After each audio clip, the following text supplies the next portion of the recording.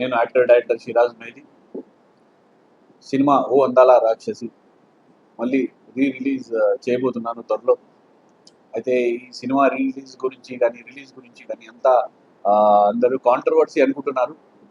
కానీ ఇది కాంట్రవర్సీ కాదండి. ఇది ఒక సినిమా డైరెక్టర్గా, ఒక యాక్టర్గా నా బాధ, అందరిది బాధ. ఇది సినిమా టెక్నీషియన్స్ కానీ, ఆర్టిస్టులు కానీ, ప్రొడ్యూసర్ కానీ ప్రతి ఒక్కరిది బాధ. అయితే ఇక్కడ సమస్య ఎక్కడి నుంచి మొదలవుతుందంటే మన ఇండస్ట్రీ రూల్స్, మన ఇండస్ట్రీలో ఉన్న పెద్దలు వాళ్ళే మెయిన్ సమస్యగా మారారు. ఇవన్నీ మారాలంటే ప్రజెంట్ మన కండిషన్ మారాలంటే ఒక నాయకుడు మనకి కావాలి. ఒక 10 మంది కాదు కానీ ఒక్కళ్ళు కూడా వచ్చినా చిన్న బడ్జెట్ సినిమాలకి చూడడానికి అంటే ప్రాబ్లం ఏంటి, ఒక మంచి కంటెంట్, మంచిగా అందంగా ఉన్న సినిమా అయినా కూడా theatres issue, audio issue, OTT issue, satellite issue, Hindi, Tamil, Kannada, Malayalam, overseas అన్ని ఇష్యూలు ఉన్నప్పుడు ఎవరో ఒకరు నాయకుడు రావాలి అని నేను చాలా ప్రెస్ మీట్లు చేశాను. నా బాధ అందరితో పంచుకున్నాను. కానీ ఏంటంటే ఇక్కడ ఉన్న వాళ్ళు అంటే ఇప్పుడు ఉన్నది ఇక్కడ పవర్ అనేది హైదరాబాద్లో తెలుగు ఫిలిం ఛాంబర్ దగ్గర మొన్న నాది వేరే ప్రెస్ మీట్ ఉంటే అక్కడ అశోక్ గారు ఇంకా దామోదర్ ప్రసాద్ గారితో కూడా కలిశాను. ఏంటనేది అంటే వాళ్ళకి తెలుసా తెలియదు అంటే వాళ్ళకి సినిమా గురించి కొంచెం కూడా ఐడియా కూడా ఛాంబర్తో ఉన్న వాళ్ళకి ఎవరికి ఐడియా లేదన్నట్టుగా మాట్లాడారు. అయితే నేను ఒకటి చెప్తాను, ఈ విషయం అనేది ప్రతి ఒక్కరికి తెలుసు. ఛాంబర్లో ఉన్న సీఓ నుంచి అక్కడ ప్రెసిడెంట్ వరకు, అక్కడ చైర్మన్, ప్రతి ఒక్కరికి ఫోన్ నుంచి పంపిస్తాను కవరేజ్. కానీ వాళ్ళు ఇంకా అన్నారు పర్లేదు. అయితే చెప్పాను ఇంకా ఇస్తుందంటే ఏదో రూల్స్ అన్నారు, ఏదైనా చిన్న బడ్జెట్ సినిమా బాగుంటుంది సినిమా నేను చెప్పాను, నాకు ఓకే వచ్చింది. అందుకే నేను క్యాన్సిల్ చేశాను. మళ్ళీ నేను వస్తున్నాను, మాకు తెలియదు అన్నాను. ఎందుకంటే వాళ్ళ చేతుల్లో కూడా ఏం లేదు. నేను ఎవరిని బ్లేమ్ చేయట్లేదు అక్కడ ఛాంబర్లో, ఎందుకంటే వాళ్ళ చేతిలో కూడా ఏం లేదు. అక్కడ ఉన్న వాళ్ళు స్టాఫ్ కానీ ఎవరికి పవర్ లేదు. అయితే ఒక చైర్మన్గా, ఒక ప్రెసిడెంట్గా ఎవరైనా నాతో మాట్లాడాలి చాలా ప్రయత్నం చేశాను. ఏంటంటే ఇది ఒక పోరాటం చేస్తూ అది ఏమవుతుందంటే యుద్ధంగా మారుతుంది. ఇది ఒక యుద్ధం అయిపోయింది. అదే అది అవ్వకూడదు. నేను మంచితనంతో వచ్చాను, మంచితనంతోనే అన్నీ అయిపోవాలి అనుకుంటున్నాను. కానీ కుదరట్లేదు. లీగల్ ఫైట్ అయితే ఏమైంది ఏంటంటే ఒకరు కాదు 100 మంది విధాలు నిలబడ్డారు. అప్పుడు ఏంటంటే వాళ్ళు అంటారు మనం చేద్దాం అంటారు. కానీ ఎంత స్పీడ్గా సాఫ్ట్వేర్ ఎంత మంచి నేను మంచిగానే వెళ్తాను. ఎందుకంటే నేను నాకు వెనకాల ఉన్నారు, నేను ఇది చేస్తా అది చేస్తా అంటే అవతల వాళ్ళు ఈగో హట్ అవుతుంది. మన ఎవరైతే ప్రెసిడెంట్స్ ఉన్నారో వాళ్ళకి ఈగో హట్ అవుతుంది. ఇక్కడ విషయం ఏంటంటే చిన్న బడ్జెట్ సినిమాది ఇలాంటి కాంట్రవర్సీ, ఈ ప్రాబ్లమ్స్ అన్నీ కాదు, అవతల వాళ్ళది ఈగో హట్ అయింది. అందుకే ముందుకు రావట్లేదని నేను చెప్తున్నాను, డైరెక్ట్గా చెప్తున్నాను. వాళ్ళకి నేను చెప్తున్నాను, నాకు మీతో ఏం ఈగో లేదు, నాకు మీతో ఏం ప్రాబ్లం లేదు. నేను డైరెక్ట్గా సినిమా ప్రాబ్లం గురించి మాట్లాడుతున్నాను, సినిమా ప్రెస్ మీట్ గురించి నేను మాట్లాడుతున్నాను. మీరు కూడా అదే విషయంలో ముందుకు వచ్చి మాట్లాడాలి అని నేను కోరుకుంటున్నాను. కానీ అది అవ్వట్లేదు. సరే ఇది ఎంత పక్కన పెడితే నాది ప్రెస్ మీట్ ఇవాళ తెలుగు ఫిల్మ్ ఛాంబర్లో యాక్చువల్గా. అయితే అక్కడ ఏంటంటే వాళ్ళు ఫస్ట్ అయితే మనకి ఏది హెల్ప్ చేయరు.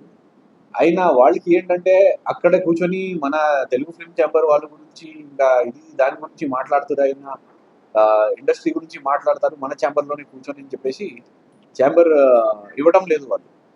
అయితే మెంబర్ ఉన్నా, నాన్ మెంబర్ ఉన్నా, ఎవరైనా సరే సినిమా ప్రెస్ మీట్ అన్నాక మీరు ఛాంబర్ ఇవ్వాల్సింది మీకు అమౌంట్ కడితే అక్కడ, అది కూడా మీరు హైదరాబాద్లో పెట్టారు ఛాంబర్. హైదరాబాద్ లోకల్స్కి కూడా అర్హత లేదు అంటే మళ్ళీ ఇంకా ఎవరు, ఏ ప్రాంతం నుంచి రావాలి, ఏ దేశం నుంచి వచ్చి ప్రెస్ మీట్ చేయాలి? మీ దగ్గర మెంబర్ ఉంటే ఏంటి లాభాలు ఏమి ఇస్తున్నారు? మీరు ఏదైనా లాభం ఇస్తున్నారు అంటే ఏదైనా చిన్న బడ్జెట్ సినిమాకి ఏదైనా ప్రాబ్లం ఉన్నప్పుడు మీరు నిలబడుతున్నారా? ఎవరు ఆడియో కూడా దాదాపు 1.5 year నుంచి ఎవరు ఆడియో తీసుకోవట్లేదు. మీరు ఆడియో వాళ్ళతో మాట్లాడారా? మీరు థియేటర్స్ గురించి నాతో ఇట్లా ఇష్యూ జరుగుతుంది మీరు మాట్లాడారా? బిజినెస్ గురించి ఏదైనా ఒక్క పాయింట్లో కూడా మాట్లాడారా? మాట్లాడలేదు. అయితే ఇక్కడ ఏంటంటే ఇలా ఉన్నప్పుడు నేను పర్సనల్గా నేను చెప్తున్నాను, నాకు తెలుగు ఫిల్మ్ చాప్టర్ నాకు అవసరం లేదు. ఎందుకంటే వాళ్ళకి అంత అహంకారం ఉంది. మనిషికి ఏదైతే ఉండకూడదో అనేది ఒకటే ఉంటుంది, అది దాన్ని అహంకారం అంటారు. ఆ అహంకారం తెలుగు ఛాంబర్లో పనిచేసిన ప్రతి ఒక్కరికి వచ్చేసింది, వాళ్ళ బాసులకి కూడా ఉంది. మనిషికి అది ఉండకూడదు. మనిషికి ఉండాల్సింది అమ్మకారం. ఎందుకంటే మనం ఇక్కడ నుంచి ఏది తీసుకువెళ్ళేది లేదు. ఈ ప్రపంచంలో ఇప్పుడు నేను బాధపడుతున్నా అంటే నా బాధ, నా దుఃఖం ఏంటంటే దాన్ని మనం తెలుగులో ఒక పచ్చిగా చెప్పాలంటే దాన్ని కోరిక అంటారు. అది నా కోరిక, అది నేను భరిస్తున్నాను. తరువాత మనిషికి సుఖం ఎప్పుడు వస్తుంది అనేది మళ్ళీ ఒక క్వశ్చన్ వస్తుంది. దానికి ఆన్సర్ మరణం. ఎవరైనా సరే మరణించాకనే వాళ్ళకి సుఖం. అప్పుడు వరకు ఏదో ఒకటి బాధ ఉంటూనే ఉంటుంది. కానీ ఇంత నాకు తెలిసినా కూడా నేను చేస్తున్నా అంటే దానికి అర్థం ఉంది. అర్థం ఏంటంటే నిజంగానే ఇక్కడ చాలా దారుణంగా, దౌర్జన్యంగా మనుషుల్ని చంపుతున్నారు. కొంచెం కూడా మానవత్వం లేకుండా. అంటే పోతే పోని జీవం ఉన్న శవం లాగా చూసే లోకం, అదే మనిషి తత్వం, లేనే మానవత్వం అన్నట్టుగా వీళ్ళు తయారయ్యారు. అదే ఈ అంతా వదిలేసి మనిషిలా నిజంగా మారి మానవత్వం చూపించండి, ముందుకి వచ్చి మాట్లాడండి. ఎందుకంటే నేను ఇప్పటి వరకు చాలా చెప్పాను. థియేటర్స్ ఇష్యూ వచ్చినప్పుడు నేను ఇష్యూ గురించి చెప్పాను. నాకు థియేటర్స్ రాలేదంటే నేను ఏషియన్ థియేటర్స్ సునీల్ గారికి కూడా నోటీస్ ఇవ్వడం జరిగింది. పీవీఆర్ ఐనాక్స్ వాళ్ళకి కూడా నేను నోటీస్ ఇచ్చాను. అయితే లీగల్గా కూడా నేను ఫైట్ చేస్తున్నా, తెలిసి కూడా ఎవరు ఒక్కరు కూడా ముందుకి రావట్లేదంటే వీళ్ళు అహంకారం ఈగోలో చచ్చిపోతున్నారు, లేదంటే పెరిగేవాళ్ళు. అంతే, ఇంకా వేరే మాట లేదు వీళ్ళ గురించి. మనుషులే లేరు వీళ్ళు. కనీసం ఎన్ని స్టార్స్కి కూడా తెలుస్తుంది. మన చిరంజీవి గారు ఉన్నారు, ఆయన చెప్పారు చిన్న బడ్జెట్ సినిమాలకి నేను సపోర్ట్ చేస్తాను, నేను ఇది చేస్తాను అది చేస్తాను. నాకు లాస్ట్ టైం మీడియాలో కూడా అడిగారు, కానీ ఎందుకు ఆయన ఒక హీరో అని. నేను ఎప్పుడైనా గౌరవం ఇస్తాను, ఇప్పుడు కూడా గౌరవం ఇస్తున్నాను. కానీ చూడాల్సిన ఆయన కూడా అవసరం. ఇండస్ట్రీలో ఒక స్టార్గా మీరు పనిచేస్తే స్టార్లా అవ్వాలి అంటే నిజంగానే ఇండస్ట్రీలో ఉన్న ప్రాబ్లమ్స్ మీరు చూడాలి. ఇప్పుడు ప్రెస్ మీట్లు ఉంటాయి, స్టార్స్ ప్రెస్ మీట్స్ ఉంటాయి. అప్పుడు మన మీడియా మిత్రులు వెళ్తారు, వెళ్ళి అక్కడ వాళ్ళకి ఎన్ని పనులు ఉంటాయి, ఇంటి పనులు ఉంటాయి, ఎమర్జెన్సీస్ ఉంటాయి. అయినా కూడా వాళ్ళని ఇష్టపడి, అంటే మన స్టార్ని ఇష్టపడి వెళ్ళి అక్కడ 3 hours 4 hours కూడా వెయిట్ చేయాల్సి వస్తుంది. ఊపిగ్గా కూర్చొని వెయిట్ చేస్తారు అక్కడ. కానీ ఏం అనలేరు, ఎందుకంటే పెద్ద బ్యానర్స్, పెద్ద స్టార్స్, పెద్ద హీరోస్ కాబట్టి వెనకాల బాధపడతారు, చెప్పలేరు. అయితే అది కూడా చూడాలి. అంటే చిన్న విషయం నుంచి పెద్ద విషయం వరకు ప్రతి విషయంలో మీరు ఫోకస్ చేయాల్సిన అవసరం. మన పెద్ద స్టార్స్ అందరూ ఎంతమంది అయితే ఉన్నారు ఇక్కడ తెలుగు ఇండస్ట్రీలో ఉన్న స్టార్, ప్రతి ఒక్క స్టార్, నేను ఒక 4-5 గురించి నేను మాట్లాడలేదు, అన్ని స్టార్స్ గురించి మాట్లాడుతున్నాను. Super star, mega star, power star, mega power star, stylish star, అందరూ ప్రతి ఒక్కరు రావాలి, దిగి. మీరు బయట ఏదైనా పుణ్యం వచ్చి పనులు చేస్తున్నారంటే అది మానేయండి. ఫస్ట్ మన ఇంట్లోనే మనకి సమస్య ఉన్నప్పుడు మీరు బయటికి వెళ్ళి ఏదైనా చేయాల్సిన అవసరం లేదు. ఫస్ట్ ఇంట్లో ఏం సమస్య ఉంది?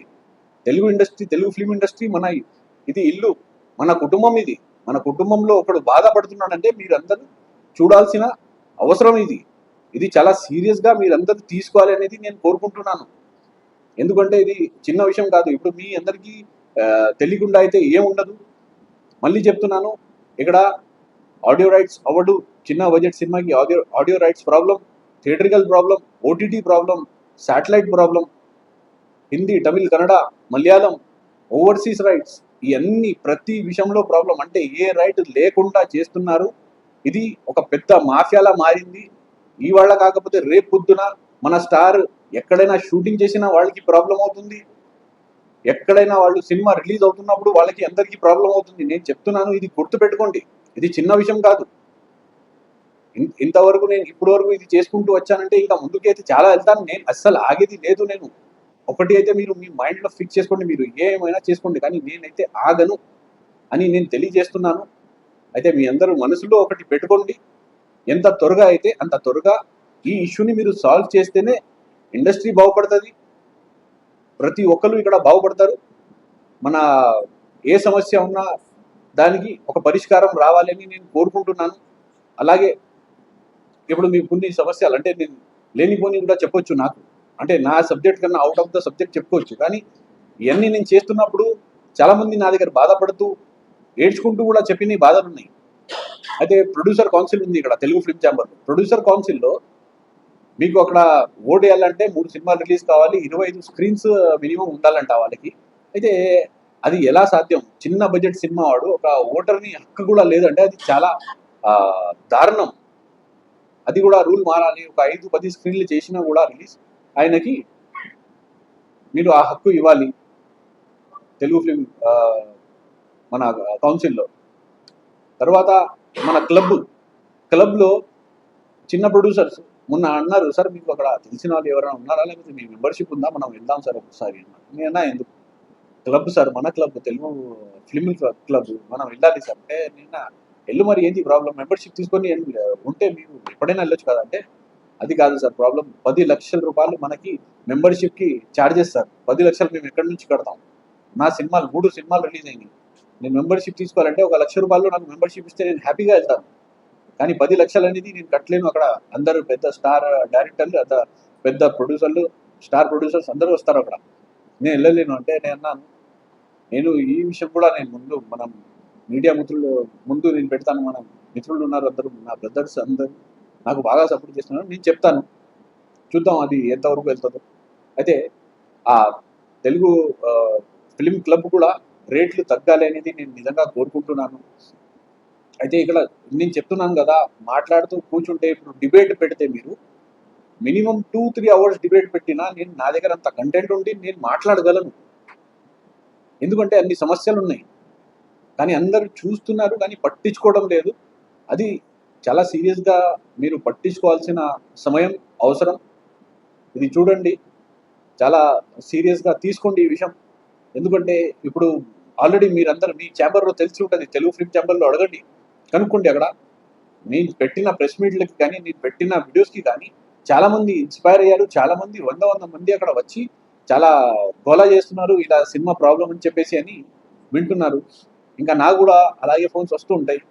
అయితే ఇవాళ 100లో ఉన్నాయి, రేపు 1000లో ఉంటాయి, ఎల్లుండి లక్షల్లో అవ్వచ్చు. అది అంత వరకు తీసుకోవద్దు, అంత ల్యాగ్ చేయవద్దు, అంత పెద్ద సమస్య ఏం లేదు, మీరు డైరెక్ట్గా నాతో మాట్లాడండి అని చెప్పి నేను మళ్ళీ మీ అందరికీ తెలియజేస్తున్నాను.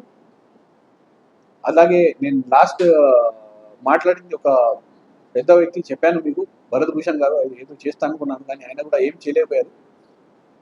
అయితే ఆయన కూడా మారి కొంచెం సీరియస్గా ఇష్యూని మాట్లాడితే మంచిది, లేకపోతే ఇక్కడ ఆయన కూడా మనకి ఉన్నా లేకున్నా ఒకటే అయిపోతుంది. ఇది ఒక్కడిది ప్రాబ్లం కాదు, ప్రతి చిన్న బడ్జెట్ సినిమా ప్రాబ్లం అని నేను మళ్ళీ తెలియజేస్తున్నాను. మీరు అందరూ ఈ విషయంని ముందుకు తీసుకువెళ్తారని నేను కోరుకుంటూ అందరికీ ధన్యవాదాలండి. Thank you.